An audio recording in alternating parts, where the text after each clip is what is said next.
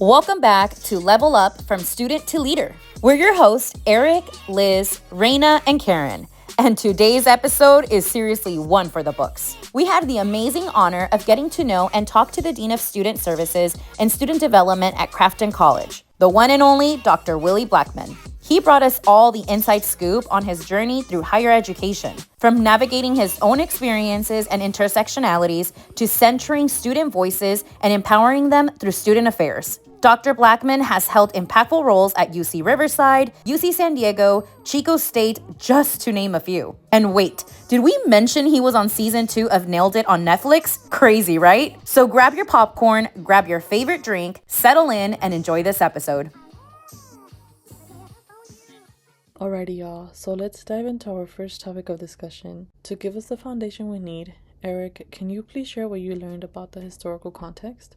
Yeah, so when we talk about the shift from offering minimal student support to providing students with holistic support, the student personnel point of view of 1949 must be talked about. This report is a revised version of the original report written back in 1937 and has become a major foundation for student affairs and the work we do to support students. It explicitly stated that we need to start looking at students as a whole and contribute to their physical, social, emotional, spiritual, and intellectual development. This report also lists out the type of programs that administrators could implement on their campuses, such as physical and mental health services, financial aid, remedial services, and housing services, just to name a few. It also mentions that students have a right to express their feedback on the type of services they are receiving. That way, administration can make adjustments if needed. This was a breakaway from the German research model that had dominated American higher education for many years, which had focused primarily on academics and research. When Dr. Blackmon stressed the importance of providing students with support, it is important to recognize that the student personnel point of view was a crucial report that has shaped our current practice. These conversations sparked a change on how we run our institutions and has allowed us to provide holistic support to our students by offering many types of services that contribute to their growth as a person. Thanks for that, Eric. It is important for us to lay that foundation before we dive into this conversation. So Dr. Blackmon's approach to identity,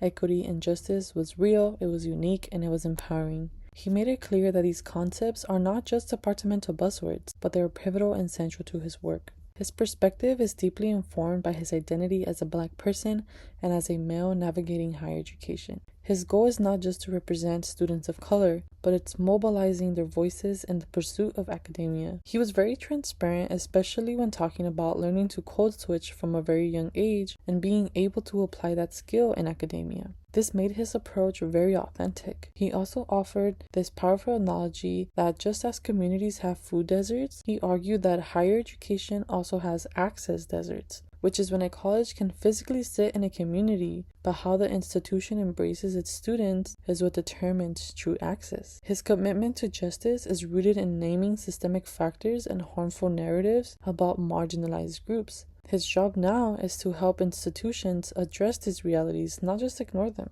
A powerful example was from his time at UC San Diego. I was at UCSD, that it was just the Trayvon Martin, all of our Black identified, African American identified students were like, we're going to shut down the freeway, we're going to riot, we're going to do all of the things. They were telling me what they were going to do. I sat down and I was taking notes. And then I said, hold on, I work here. So I have to then now let everyone know that the building is being taken over. They're going to do these things. And then they're like, you're a sellout. You're not Black enough. Others were questioning my Blackness. And I was trying to navigate and still be in community.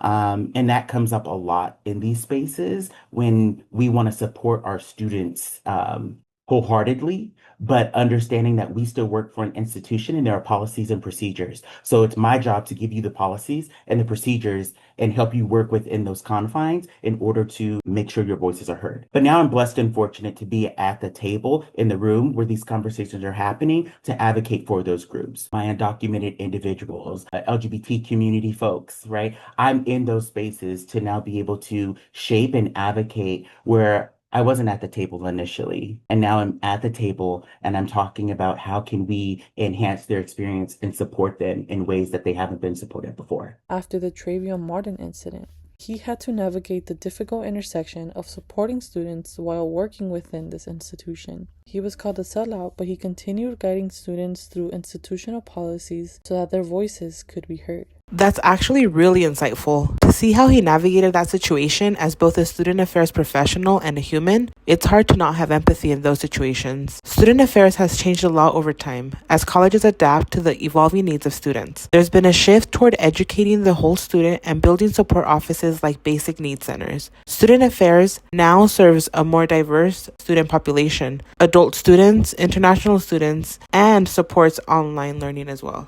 Well, even after a conversation with Dr. Blackmon, I was honestly amazed by how history just keeps repeating itself. And it doesn't matter if it was the 60s, 70s, or 2000s. So many of the same issues keep showing up. As I listened to him talk about the challenges that he faced and then also the impacts that he's trying to make, it connected right back to our readings about applying theory to practice. I know we talked a lot about financial and economic forces, and it's wild how state funding keeps declining and budgets keep getting cut. When we asked him to share a difficult but necessary leadership decision, he brought up two tough examples. One of them was letting go of a student struggling with substance abuse and mental health, and then the other one was also being forced to reduce budget spending on basic needs like food supplies. Let's take a listen at the moment where he had to let go of his student assistant. Trigger warning, so if folks are listening, I kept getting phone calls from our custodial that they were finding vomit and Gatorade bottles, Aquafina bottles, just around the building.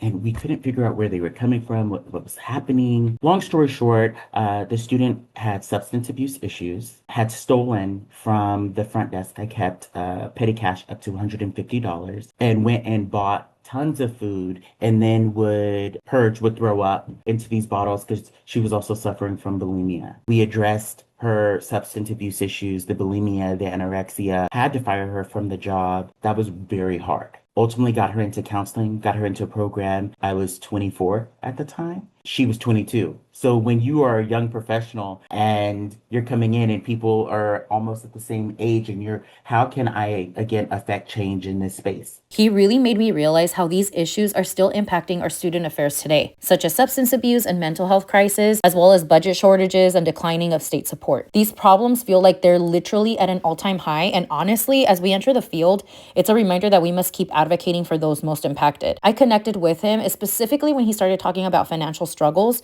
because financial struggles really did shape my own undergrad experience, and we're still seeing these same barriers today. Toward the end of our conversation, he reminded us that the future of higher ed is changing, especially with technology. I think he also mentioned that COVID really did open new pathways for learning. He emphasized how critical it is to keep advocating for our student services, such as mental health programs, basic needs, access to technology, and so much more. I know I shared a little bit about what resonated with me after our conversations with Dr. Blackmon, but I would also like to ask Eric, Liz, Raina, what resonated with you guys the most after having these conversations? As I reflected on the interview, something that stood out to me was a specific quote from Dr. Blackmon. Actually, let's hear it. Don't run from crisis management. A lot of people will see that in roles that you're going to get in the future, it may have conduct, it may have Title IX, but those hard conversations and you allowing yourself to be uncomfortable is what's going to make you the best professional.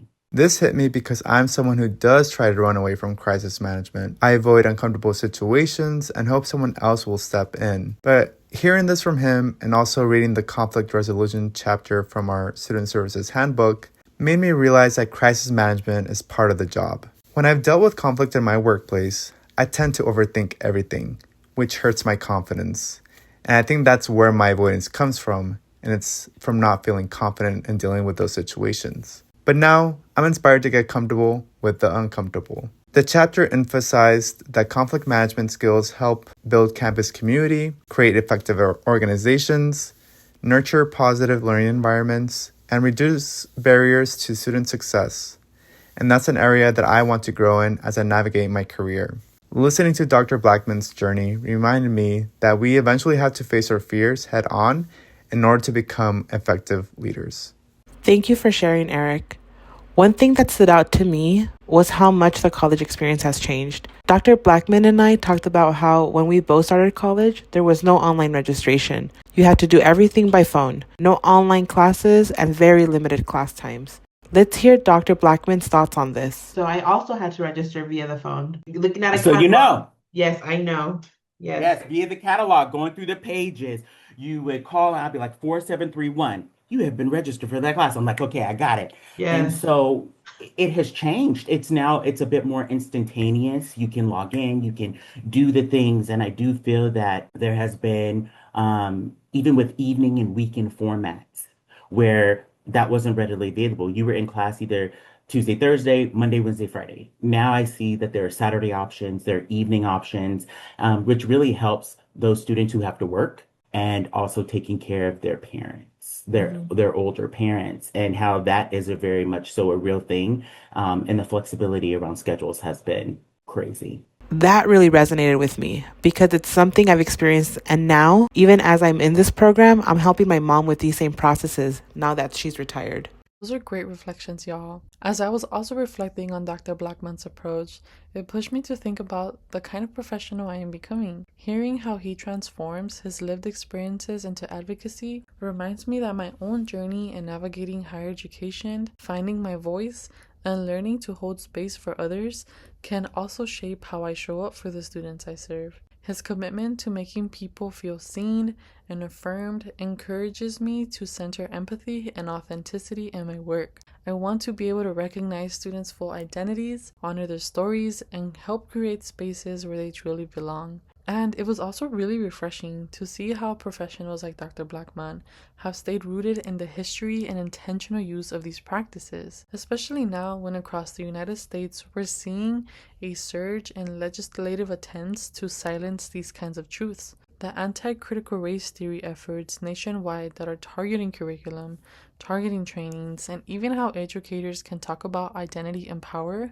are seen by Dr. Blackmon's approach, which connects directly to the critical race practices because this model shows how he has moved beyond the theory and embodies action rooted in lived experiences. His commitment to affirming students' identities mirrors the critical race praxis, emphasizing on recognizing the material and performative realities of race and power in education. By staying grounded in history and speaking truth in a time of anti-critical race theory legislation, he models the reflective and conceptual tenets that guide justice-centered work. His advocacy for marginalized students shows us what critical race practice looks like. It's by using one's position to challenge these oppressive structures and help us build spaces where students truly belong. Now he finds himself at the table and sees his position as an opportunity to advocate for marginalized groups like undocumented students and LGBTQ+ communities, which shapes the discussions that impact their experiences. His struggles of being first generation, low income, and feeling rejected at a predominantly white institution has shaped him and his work. He leads with empathy, wanting students to feel seen, heard, affirmed, and loved regardless of what's sitting in front of him. Especially at an EPWI at the University of San Diego, it was an extremely predominantly white institution. And so I remember the first time I was called the N-word on the campus. And I remember calling my mom crying, and she's like, "I'm so sorry that happened. I can't believe that they would do that to you." And I said, "I'm not mad at them. I'm mad at myself for being so comfortable that I didn't expect it. I was mad at myself. My role as a student, and the things that I've experienced where I was challenged, I felt rejected, I didn't feel supported, has molded me into the person I am today, where I want my students to feel seen, feel heard, feel affirmed in this space, and know that we care, not I care, we as an institution, that we care. And I want people to show up authentically. And so I showed up authentically in those spaces, and I was supported by some, I was challenged by many, and I was rejected in certain spaces. And so what has changed for me is I want you to show up how you are, and I'm going to love you irregardless of what's sitting in front of me. This episode was so much fun, and Dr. Blackmon really gave us some amazing insight into the field. So, are y'all still thinking about going into student affairs? Just kidding. Well, I mean, kind of. But really, that's a wrap on today's episode of Level Up from Student to Leader. A huge thank you to Dr. Willie Blackmon for hanging out with us and sharing his story. It was real, inspiring, and insightful. We hope you're leaving this episode feeling motivated and maybe even a little more confident in your own journey. If you like what you heard, don't forget to follow, subscribe, and share this episode with a friend. Thanks for tuning in, and we'll catch you next time. Until then, keep learning, keep growing, and keep leveling up.